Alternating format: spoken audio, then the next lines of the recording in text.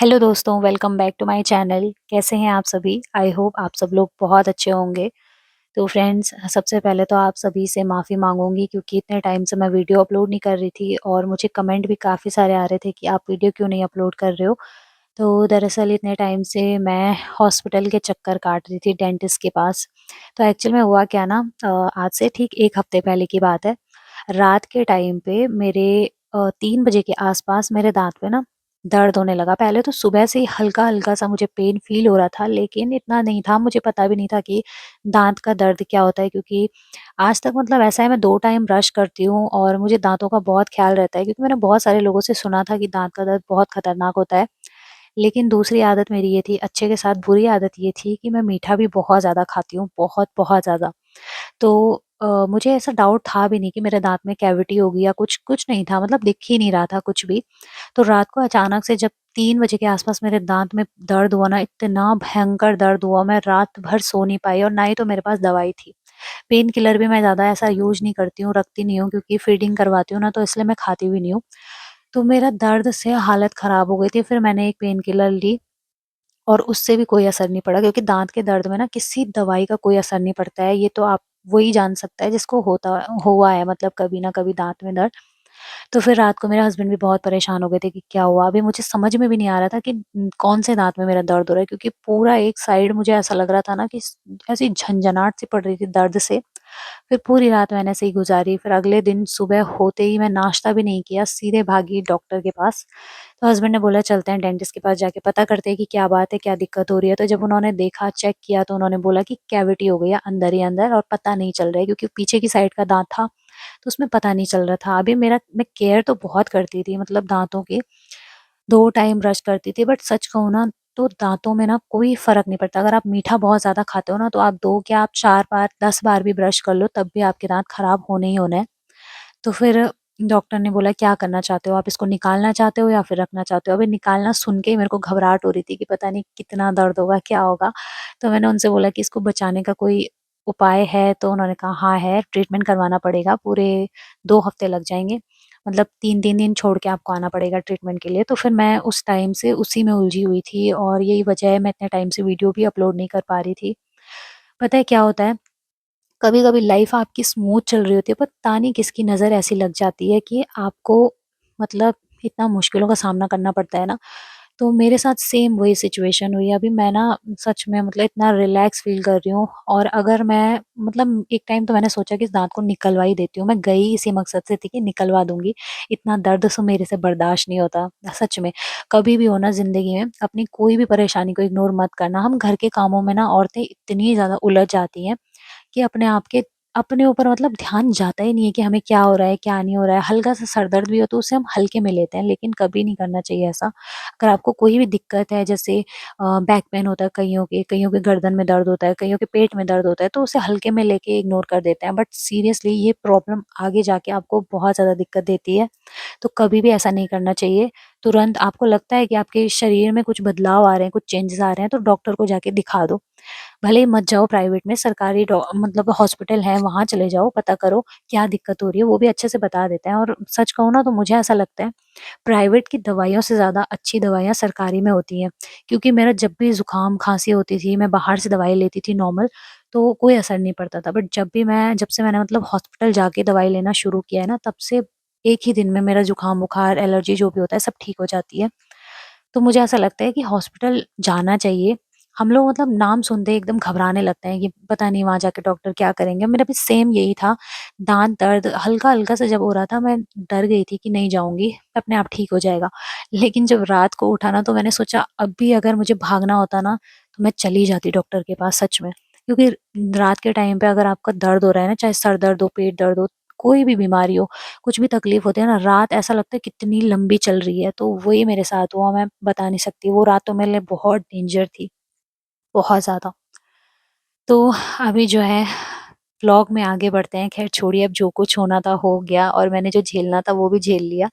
तो अभी मैं काफ़ी सही हूँ, मतलब बहुत सही हूँ, क्योंकि अभी ट्रीटमेंट हो चुका है और बस एक बार और मुझे डॉक्टर के पास जाना है। तो यहाँ पे रात का टाइम हो रहा था और मेरा खाना बन चुका था, बाकी मैं साफ-सफाई में लगी हुई थी, क्योंकि फिर अगले दिन को ना दोबारा से काम बढ़ जाता है। कभी भी हो ना, रात का काम रात को ही निपटा के सोना चाहिए, वरना अगले दिन को फिर बहुत ज़्यादा आफ़त आती है। तो फिर ये नेक्स्ट डे का वीडियो है, सुबह के टाइम का। ऐसे ही मैंने थोड़ा-थोड़ा करके वीडियो शूट किया ताकि मैं आप लोगों के साथ शेयर कर सकूँ अपनी मेन प्रॉब्लम क्या है। क्योंकि कई सारे लोग कहते हैं ना, आप वीडियो डेली नहीं डालते, क्या दिक्कत होती है? तो सच में यार, वीडियो बनाने में ना दिक्कत तो बहुत ज़्यादा होती है, वो भी बच्चे के साथ। बहुत सारे लोग हैं जो करते हैं, बट उनके साथ हेल्पर होते हैं, हाउस हेल्पर जो होते हैं वो मदद कर देते हैं, लेकिन हमारे यहाँ पे ऐसा कुछ सिस्टम नहीं है। हस्बैंड भी मेरे काम में ही बिज़ी रहते हैं और मम्मी आती है तो मम्मी की भी तबीयत ज़्यादा ठीक नहीं रहती। वो तो शुक्र है कि मम्मी इतना मेरी मदद कर देती हैं, मैं खाना वग़ैरह बना लेती हूँ, तो वो पकड़ लेती हैं अवियान को। बाकी ये है कि काम तो करना ही है ना, तो बस यहाँ पर अभी जो है सुबह का टाइम हो रहा था और मैं अवियान के लिए बना रही थी रोटी, रागी के आटे की, हमारे यहाँ पे मंडवे का आटा बोलते हैं उसकी। तो इसमें बहुत ज़्यादा आयरन होता है, कैल्शियम होता है बच्चों के लिए, बोन्स स्ट्रॉन्ग होते हैं, कैल्शियम मिलता है, बहुत अच्छा होता है बच्चों की हेल्थ के लिए। तो बस एक रोटी मैंने उसके लिए बनाई थी। और वैसे भी रागी का आटा ना अब प्योर जो होता है गाँव का, वो मिलना थोड़ा-सा मुश्किल होता है, तो ये मेरे पापा लेके आए थे, तब जाके हमें मिला। तो मैं अवियान को कभी इसका हलवा बना के भी खिला देती हूँ। तो बस यहाँ पर जब तक रोटी पक रही थी, मैंने गैस में उसको पकाया, फिर तब तक मैं अपने काम में लग गई थी किचन के। और किचन में जो भी बर्तन वगैरह पड़ जाते हैं, सारे मतलब सिंक में रखे रहते हैं, जमा होते हैं, तो मैं उन्हें साफ कर रही थी। और अभी जो है ना, मतलब ये मतलब मैं नहा के आई थी, तो मैंने बाल भी खुले कर रखे हैं। तो आजकल मेरा बहुत ज़्यादा हेयर फॉल हो रहा है, क्योंकि सर्दियों जैसे ही सर्दियाँ शुरू होती हैं, तो आपको अपनी स्किन का और हेयर का बहुत ज़्यादा ख़ास ख़्याल रखना पड़ता है। तो स्किन भी मेरी काफ़ी ज़्यादा डैमेज हो चुकी है, क्योंकि पहले मैं बहुत ज़्यादा फेस पैक लगाती थी, स्क्रब करती थी, लेकिन अब ना, जब से छोटा बेबी मेरे साथ है, तब तब से मतलब मैंने अपने फेस पे ख़ास कुछ किया नहीं है। 1 या 2 बार ही किया होगा, बट उस जो भी आप अपने फेस पे ट्रीटमेंट करते हो ना, घर में ही करो, जो भी है मतलब। लेकिन ये है कि हर टाइम टू टाइम करना चाहिए, जैसे अगर हफ्ते में कर लिया, महीने में कर लिया, लेकिन मेरा तो उतना भी नहीं हो पा रहा था। तो बस यहाँ पर अभी मैं उसके साथ ही सब्जी बना रही हूँ अपने लिए, और मतलब लंच के लिए भी मैं अभी तैयारी करके रख लूँगी। तो इसके लिए मैंने घर में सब्जी थी नहीं, क्योंकि हम लोग ऐसे ही हॉस्पिटल के ही चक्कर काटने में लगे हुए थे, तो सब्जी भी नहीं थी घर में। तो आज मैंने सोचा आलू और थोड़ी-सी पनीर रखी थी, उसकी सब्जी बना लेते हैं। तो बस यहाँ पर मैंने आलू बॉयल किया, और बॉयल आलू के साथ में अगर आप पनीर की सब्जी बनाते हो, काफ़ी टेस्टी होती है। मतलब पहले मुझे भी नहीं पता था, जब मैं शादी करके यहाँ आई, तब मैंने अपनी सास को देखा था, उन्हें उनको बहुत अच्छे से वो बनाती हैं ये रेसिपी, तो फिर मैंने भी कहा, मतलब उनसे मैंने ना बहुत सारी ऐसी रेसिपी सीखी है जिसके बारे में हमने सुना भी नहीं होगा। बहुत सारी चीज़ें वो मिक्स करके बना लेती हैं। तो अच्छी होती है, मतलब टेस्ट भी अच्छा आता है, कुछ डिफरेंट सा लगता है।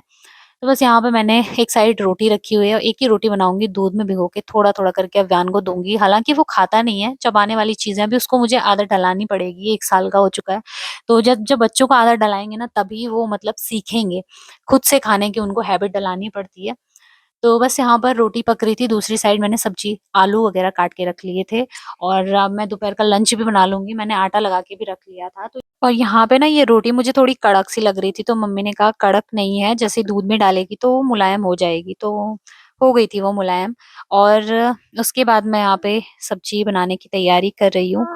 तो बस यहाँ पे सब्जी बना लूँगी, और एक बहुत ही बड़ी खुशखबरी है जो मैं आप लोगों के साथ में शेयर करूँगी, बहुत ही जल्द एक व्लॉग में शेयर करूँगी। तो आप लोग प्लीज़ मेरे चैनल को सब्सक्राइब और वीडियोज़ को लाइक ज़रूर करिएगा। अभी मैं कोशिश कर रही हूँ, सच कहूँ ना, मैं एकदम से नहीं कह सकती कि मैं कंटिन्यू हो जाऊँगी, क्योंकि ऐसा नहीं होता है, आप अपना भविष्य नहीं जानते हो, आप कंटिन्यू कब क्या हो रहा है, कुछ समझ में नहीं आता है, और आजकल तो सच में ऐसा हो रहा है कि समझ में ही नहीं आ रहा है क्या हो रहा है। तो ये तो नहीं कह सकती कि कंटिन्यू सारे व्लॉग्स मैं डेली अपलोड करूँगी, लेकिन बहुत जल्दी किसी भी व्लॉग में आपके साथ शेयर करूँगी कि मैं किस चीज़ को लेके बहुत ज़्यादा खुश हूँ, क्योंकि एक बहुत ही बहुत बड़ी खुशखबरी की बात है।